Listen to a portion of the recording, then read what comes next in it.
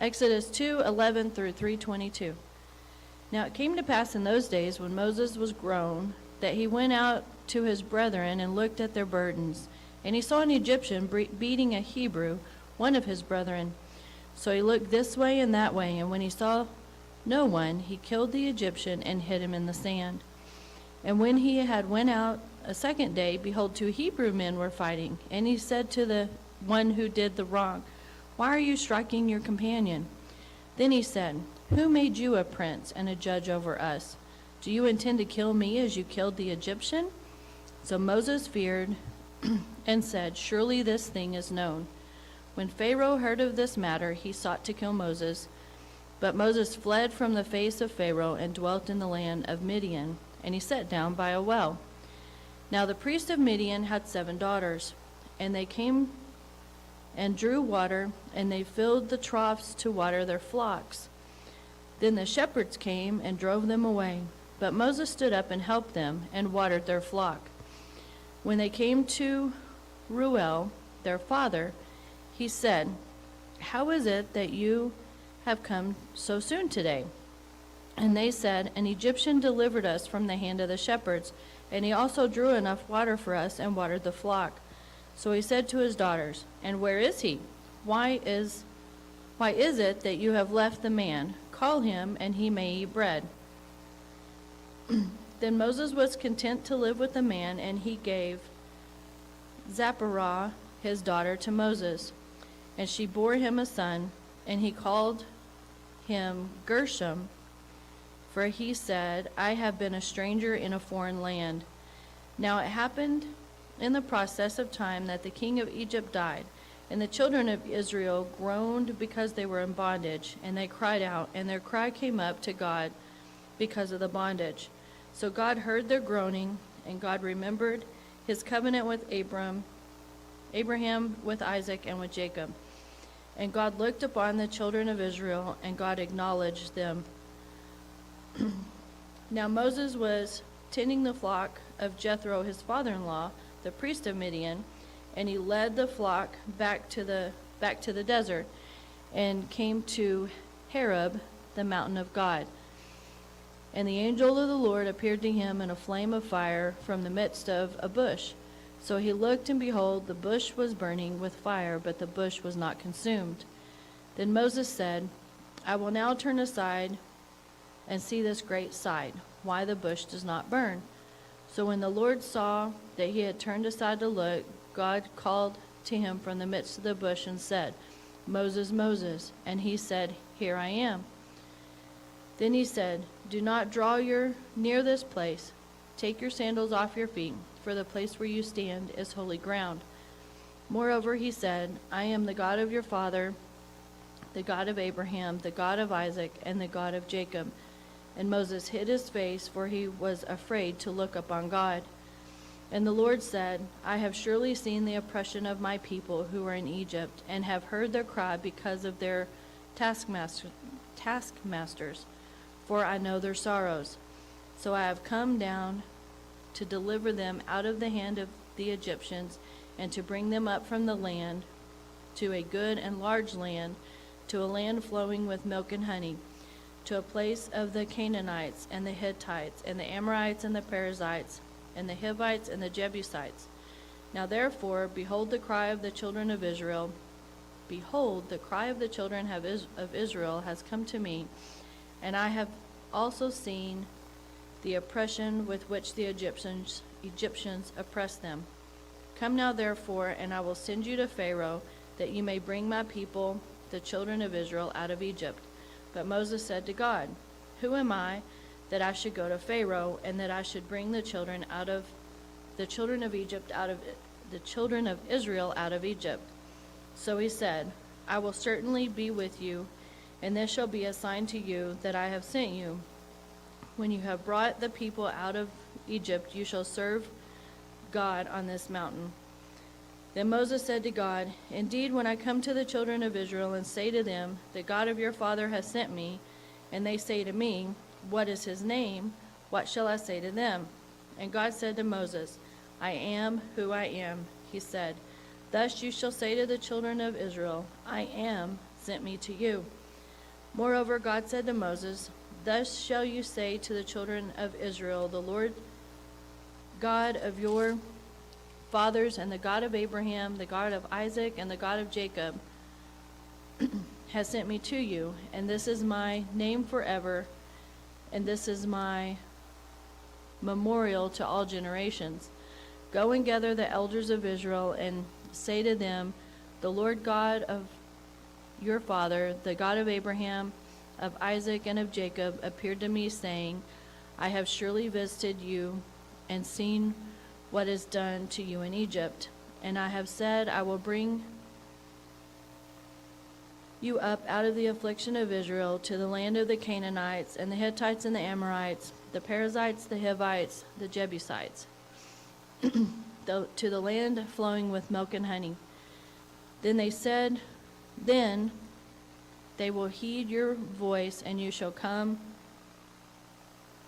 and the elders of Israel to the king of Egypt, and you shall say to him, The Lord God of the Hebrews has met with us, and now please let us go 3 days' journey into the wilderness, that we may sacrifice to the Lord our God.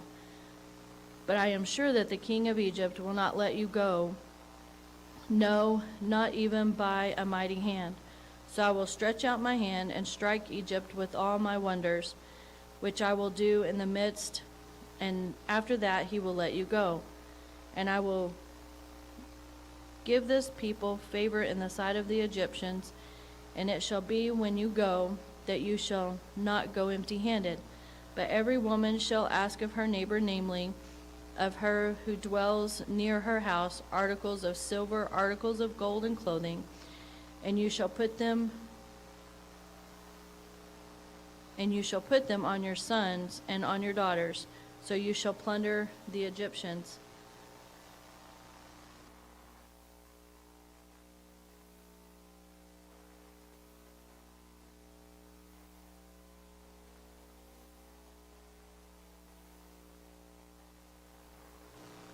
Matthew 17:10 through 27.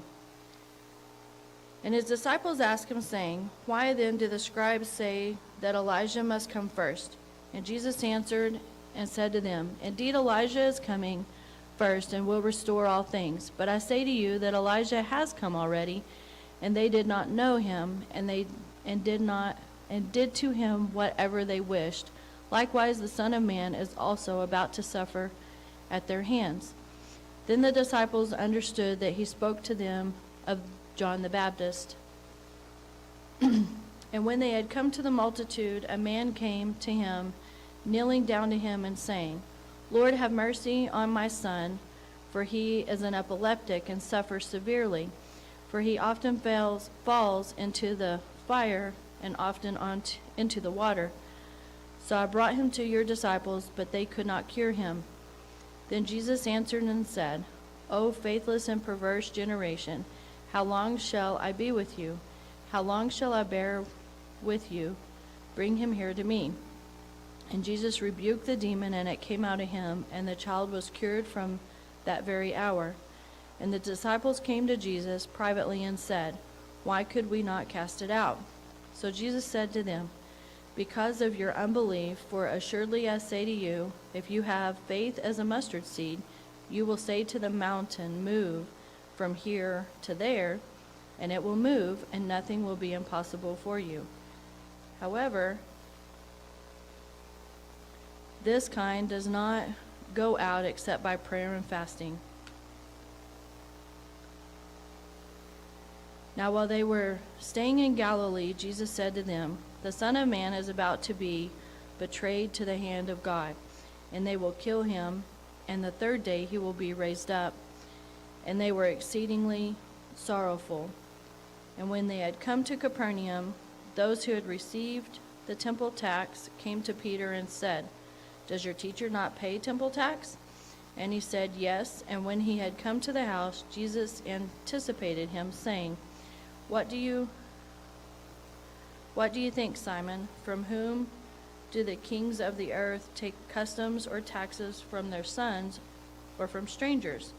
And Peter said to him, From strangers. And Jesus said to him, Then the sons are free. Nevertheless, lest we offend them, and go to the sea and cast a hook, and take the fish out that comes up first. And when you have opened its mouth, you will find a piece of money. Take that and give it to them for me and for you."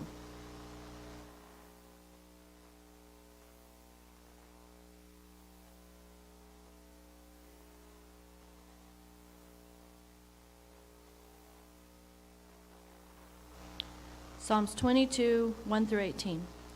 My God, why have you forsaken me? Why are you so far from helping me and from the words of my groaning? Oh my God, I cry in the daytime, but you do not hear, and in the night season, and I am not silent. But you are holy, enthroned in the praises of Israel. Our fathers trusted in you. They trusted, and you delivered them. They cried to you and were delivered. They trusted in you and were not ashamed. But I am worn and no man, a reproach of men, and despised by the people. All those who see me ridicule me. They shoot me out the lip. They shoot out the lip. They shake the head, saying, "He trusted in the Lord. Let him rescue him. Let him deliver him, since he delights in him." But you are he who took me out of the womb. You made me trust while on my mother's breast. I was cast upon you from birth, and from my mother's womb you have been my God.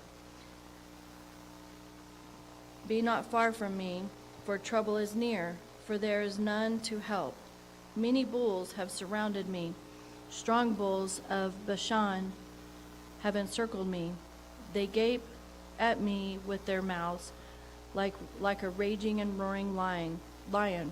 I am poured out like water, and all my bones are out of joint. My heart is like wax, it has melted within me. My strength is dried up like a potsherd, and my tongue clings to my jaws. You have brought me to the dust of death.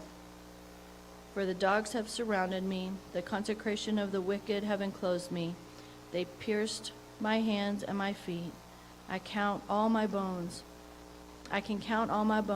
and they look and stare at me. They divide my garments among them, and for my clothing they cast lots.